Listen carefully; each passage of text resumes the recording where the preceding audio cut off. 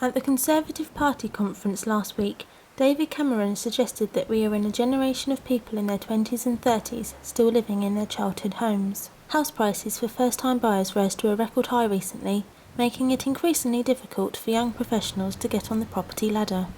I'm pleased the national living wage is going to increase, but it's still very minimum, and because it's so low, it's not going to give any advantages for new first-time buyers to be able to afford properties. And living in the south, properties are very expensive, and more people are unable to get on that property ladder for the first time. Well, I think the government could do more, because it's quite a big step to get your first deposit up, and it must be quite tough for like the younger people to get that first step up the ladder.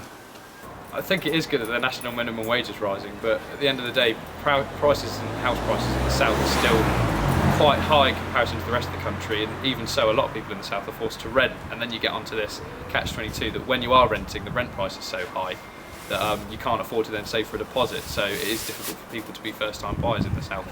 The starting salary of a graduate is typically £22,000. When taking into account the national living wage, this figure is much less. With a deposit of 10% often needed, this would be more than a year's salary in the southeast.